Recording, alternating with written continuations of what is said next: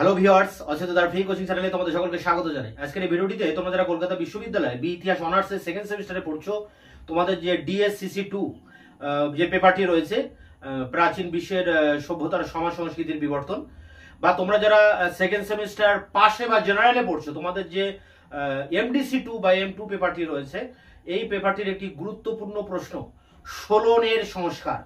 Solon ছিলেন একজন প্রশাসক, গ্রিসের একজন প্রশাসক ব্যক্তি ছিলেন এই সোলন।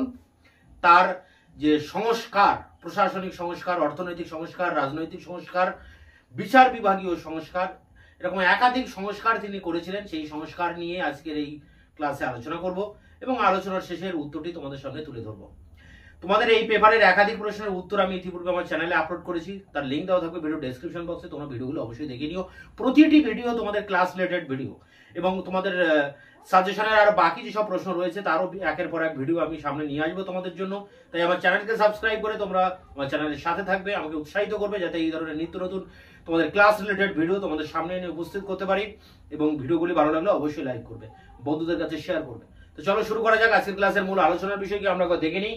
দেখো, CU BA history honours second same DSCC2 অনার্সের ক্ষেত্রে DSCC2, হিস্ট্রি জেনারেলদের ক্ষেত্রে সেকেন্ড সেম MDC2 বা M2। সোলনের সংস্কার 5 নম্বরের প্রশ্ন। তো সোলন ছিলেন গ্রিসের যে এথেন্স বলে যে পলিসটা ছিল, সেই এথেন্স পলিসের একজন রাষ্ট্রনায়ক। এখন এথেন্স যে পলিসটা গড়ে উঠেছিল সে সম্পর্কে আগে দু কথা বলা প্রয়োজন। দেখো, এথেন্স নামকরণ হয়েছে গ্রিক দেবী এথেনার নাম থেকে, এবং এই এথেন্স নগর রাষ্ট্রটি ছিল গ্রিসের দক্ষিণ পূর্ব দিকে অ্যাটিকা অঞ্চলে। এই অ্যাটিকা অঞ্চলে আরো অনেক পলিস ছিল, কিন্তু এর ভিতরে সব থেকে বেশি শক্তিশালী পাওয়ারফুল ছিল কিন্তু এই এথেন্স। কেন এথেন্স শক্তিশালী ছিল? এর আগে আমরা এথেন্সের যে কৃষি, অর্থনীতি বা বাণিজ্য, এগুলো আমরা পড়ার সময় কিন্তু জানতে পেরেছি যে গ্রিসের এথেন্সের যে অর্থনীতি ছিল সেটি ছিল কৃষি ভিত্তিক অর্থনীতি, এবং অনেকগুলো ল্যাটিভান্ডিয়া ছিল, উর্বর কৃষি জমিকে কেন্দ্র করে যে জমিদারি এলাকা ছিল অনেকগুলি, এবং এথেন্সের যারা ভূস্বামী অভিজাত তারা এই জমিগুলির মালিক ছিল। এবং এখানে এই খামারগুলিতে দাস শ্রমিক বা সস্তা শ্রমিক দিয়ে এখানে চাষ করানো হতো বা এই সব জমিগুলোকে পরিচালনা করা হতো। এর জন্য এথেন্সের যারা অভিজাত, শহরের যারা, নগরের যারা অধিবাসী, তাদের কিন্তু মানে ফসল বা চাষবাস এগুলো নিয়ে, তাদের খাদ্যের জোগাড় নিয়ে মাথা ঘামাতে হয়নি। তারা পূর্ণ শক্তি দিয়ে এথেন্সের যে সেনাবাহিনী তাকে শক্তিশালী করে তুলেছিল। আর এথেন্সের সেনাবাহিনীকে শক্তিশালী করার পিছনে আরেকটা কারণ ছিল, এথেন্সের যে হেলটরা ছিল, সেই হেলটরা তো বারবার স্পার্টায় হয়েছিল, যদিও এই গল্পটি স্পার্টায় হেলটরা যখন বিদ্রোহ করেছিল তার জন্য স্পার্টা সবসময় সামরিক দিক দিয়ে শক্তিশালী হয়ে থাকার চেষ্টা করত। তো এথেন্স, স্পার্টা, এদের মধ্যে সবসময় কিন্তু ক্রমাগত যুদ্ধ বেঁধে লেগেছিল।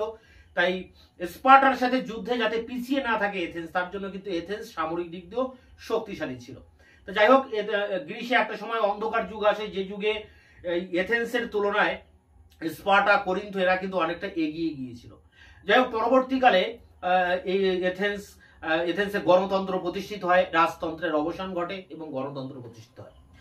কিন্তু এই যে রাজতান্ত্রিক যুগের অবসানের পর এথেন্সের এই যে ধনী, ভূমধ্যকারী, অভিজাত শ্রেণী যারা কৃষি জমির মালিক ছিলেন, তারা এথেন্সে একটি অভিজাততান্ত্রিক শাসন ব্যবস্থা পরিচালনা করে।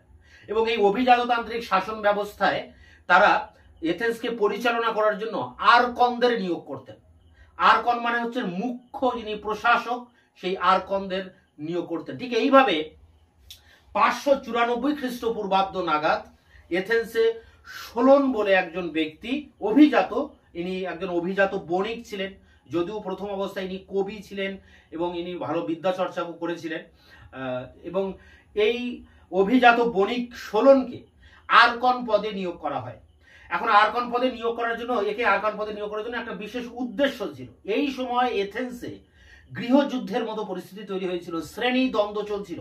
সাধারণ কৃষকদের সাথে অভিজাতদের কিন্তু শ্রেণী দ্বন্দ্ব ছিল, যে কথা MI ফিনলে, গ্রিস বিশেষজ্ঞ MI ফিনলে তার অ্যানসিয়েন্ট গ্রিক গ্রন্থে বলেছেন যে এই সময় এথেন্সে শ্রেণীদ্বন্দ্ব চরম আকার ধারণ করেছিল। এই শ্রেণীদ্বন্দ্বকে নিয়ন্ত্রণ করার জন্য এই সোলনকে প্রশাসক বা আরকন হিসেবে নিয়োগ করা হয়, অভিজাতরাই নিয়োগ করেন। এবং সোলন যাতে এগুলোকে নিয়ন্ত্রণ করতে পারে, এই শ্রেণীদ্বন্দ্বকে যাতে থামাতে পারেন, তার জন্য তাকে অতিরিক্ত ক্ষমতা দেওয়া হয়। বিশেষ করে আইন প্রণয়ন করার জন্য তাকে কিন্তু স্পেশাল পাওয়ার দেওয়া হয়েছিল।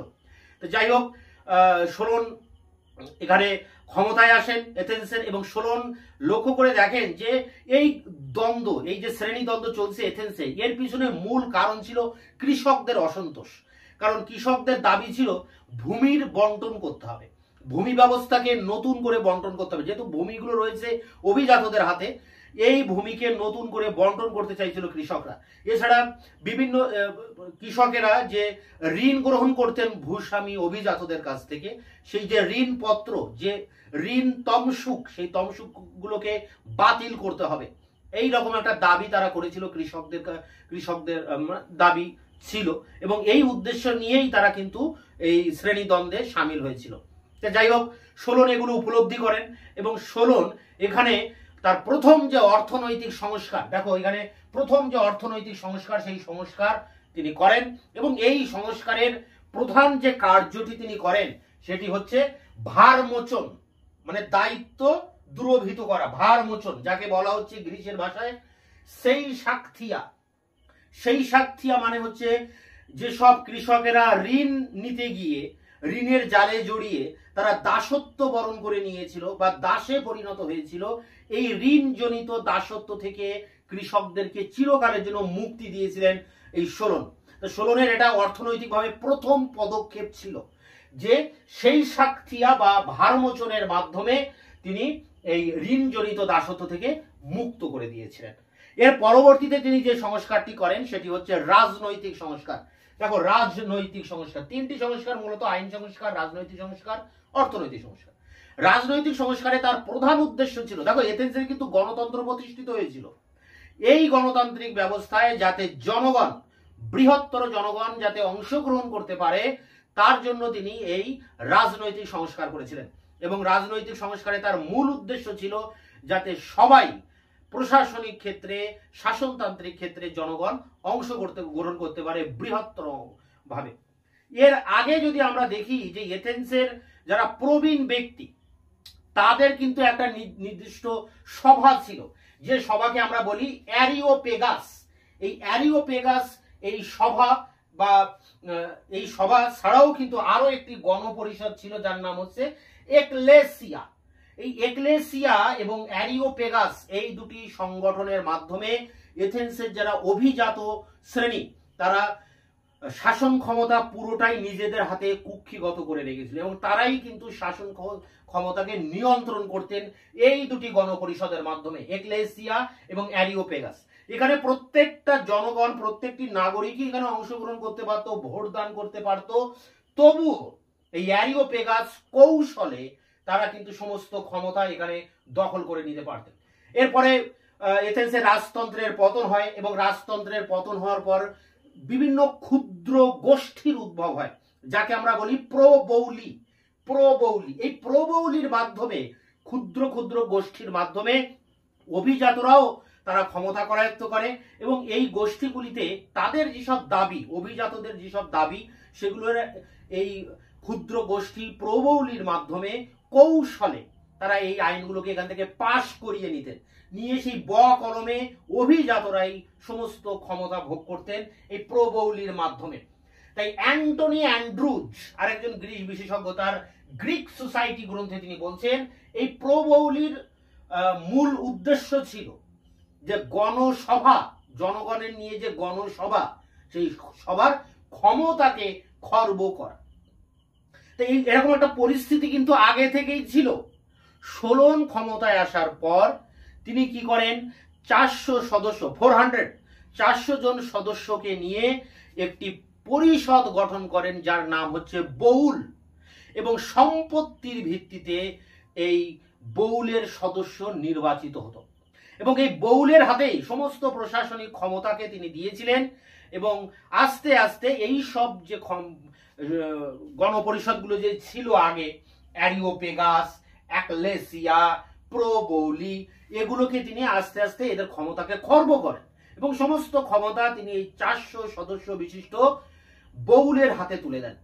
তো যাই হোক, এখন বউলের সদস্য হতে গেলে তাকে সম্পত্তির অধিকারী হতে হবে। এক্ষেত্রে সোলন সম্পত্তির অধিকারের উপর বেস করে 4 ধরনের নাগরিক বা 4টি শ্রেণীতে ভাগ করেন এই সম্পত্তির ক্যাটাগরিতে। দেখো এখানে বলা হচ্ছে 4টি শ্রেণী।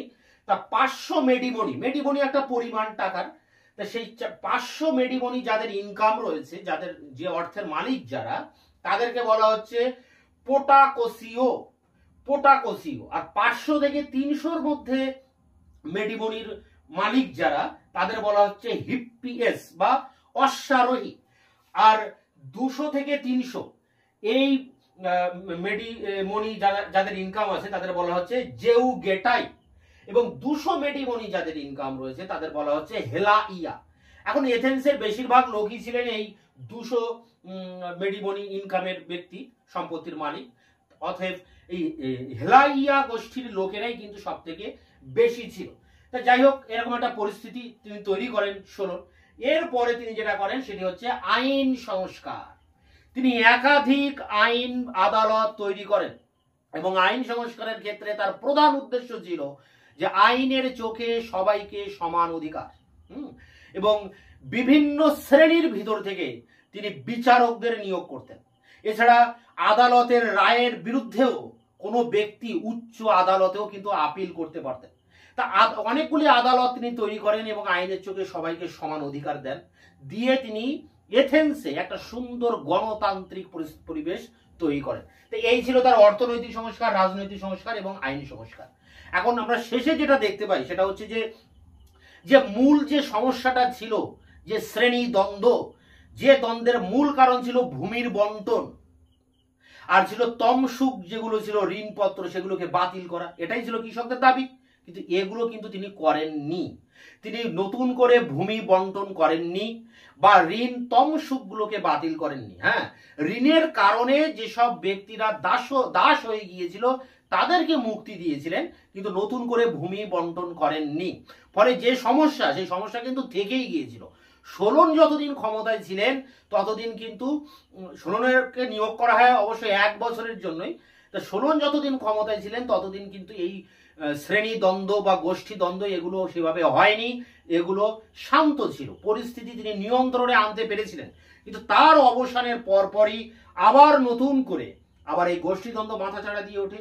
অভিজাতদের সাথে কৃষকদের যে পুরনো দ্বন্দ্ব, সেই দ্বন্দ্ব আবার নতুন করে দেখা দেয়।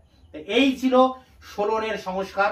একেবারে সহজ একটা বিষয়, যেখানে 3টি পয়েন্টের উপরে তার সমস্ত সংস্কারটা আলোচনা করতে হবে: অর্থনৈতিক সংস্কার, রাজনৈতিক সংস্কার এবং আইনি সংস্কার। এই বিষয়টা নিয়ে যে নোটস, 250 ওয়ার্ডের 5 নম্বরের যে নোটস, সেই নোটস নিয়ে আমি এবার অন স্ক্রিনে আলোচনা করব। BA history honours general, 2nd semester, DSCC2 MDC2, প্রশ্নমান 5, সোলনের সংস্কার। উত্তরটি এভাবে লিখবে: প্রাচীন গ্রিক কলেজগুলির মধ্যে এথেন্স নামকরণ হয়েছিল দেবী অ্যাথেনার নাম থেকে। দক্ষিণ পূর্ব গ্রিসের অ্যাটিকা অঞ্চল ছিল এথেন্স। অ্যাটিকায় এথেন্স ছিল সবচেয়ে গুরুত্বপূর্ণ নগররাষ্ট্র, যদিও বাণিজ্যিক ও সামরিক ক্ষেত্রে এথেন্স অন্ধকার যুগে করিন্থ স্পার্টার তুলনায় অনেকটাই পিছিয়ে ছিল। এথেন্সের অর্থনীতি ছিল পুরোপুরি কৃষিভিত্তিক এবং সেখানে একটি প্রভাবশালী ভূস্বামী অভিজাত তন্ত্র গড়ে ওঠে। শাসনকার্য পরিচালনার জন্য পলিশ আর্কনদের নিয়োগ করে। অভিজাত শ্রেণীর লোকেরাই আর্কন পদে নিযুক্ত হতেন।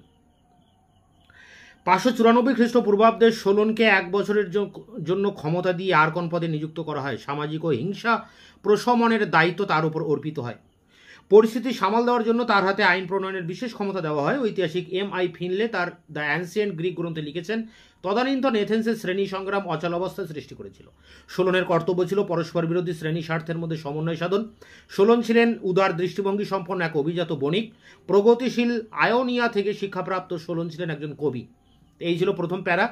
পরের প্যারাতে দেখো, ক্ষমতায় আসার পর সোলন লক্ষ্য করেন যে এথেন্সে ঘটমান সামাজিক উত্তেজনা ও সংঘাতের মূল কারণ কৃষকদের ক্ষোভের মধ্যে নিহিত। সে সময় এথেনীয় কৃষকদের প্রধান দাবি ছিল জমির পুনর্বন্টন ও ঋণ তমসুকগুলি বাতিল করা। সোলন নতুন আইন প্রণয়ন করে জমির ব্যক্তিগত মালিকানার সর্বোচ্চ সীমা নির্দিষ্ট করে দেন। সোলন এথেনীয় মুদ্রার প্রবর্তন করেন। তাছাড়া কৃষির সঙ্গে শিল্পের বিকাশ ঘটানোর বিষয়ে সচেতন ছিলেন সোলন। তবে সোলনের অর্থনৈতিক সংস্কারের মধ্যে সবচেয়ে উল্লেখযোগ্য ছিল ভার মোচন বা সেই সাকথিয়া। এর অর্থ ছিল দরিদ্র শ্রেণীকে চরম দুর্গতি থেকে রক্ষা করার জন্য তিনি তাদের ঋণজনিত দাসত্ব থেকে মুক্তি দেন। তিনি ঘোষণা করেন ঋণগ্রস্ত কৃতদাসরা তাদের স্বাধীনতা ফিরে পাবে। পরের প্যারা দেখো, সুলনের রাজনৈতিক সংস্কারও ছিল তাৎপর্যপূর্ণ। রাজনৈতিক প্রক্রিয়ায় নাগরিকদের বৃহত্তর অংশগ্রহণের বিষয়টি সুনিশ্চিত করতে চেয়েছিলেন তিনি। সুলনের আগে শাসনতন্ত্র পরিচালনার ক্ষেত্রে প্রবীণদের পরিষদ অ্যারিওপেগাস গুরুত্বপূর্ণ ভূমিকা পালন করত। আর ছিল গণপরিষদ বা এক্লেসিয়া। এখানে সাধারণ নাগরিক অংশগ্রহণ করতে পারতেন এবং ভোট দিতেন। এই গণপরিষদ আর্কনদের নির্বাচিত করত। রাজতন্ত্রের পতনের পর এক বিশেষ শাসক গোষ্ঠী ক্ষমতায় আসীন হয়। এরা ছিল অভিজাত শ্রেণীর মানুষ। এরা কতগুলি ক্ষুদ্র কমিটি বা প্রবৌলি গঠন করে যাবতীয় রাজনৈতিক ক্ষমতা কুক্ষিগত করে। তারা নিজেদের পছন্দমতো সিদ্ধান্ত গ্রহণ করে গণসভায় পাশ করিয়ে নিত। অ্যান্টনি অ্যান্ড্রুজ তার গ্রিক সোসাইটি গ্রন্থে দেখিয়েছেন প্রবৌলি ব্যবস্থার একমাত্র উদ্দেশ্য ছিল গণসভার রাজনৈতিক ক্ষমতা খর্ব করা।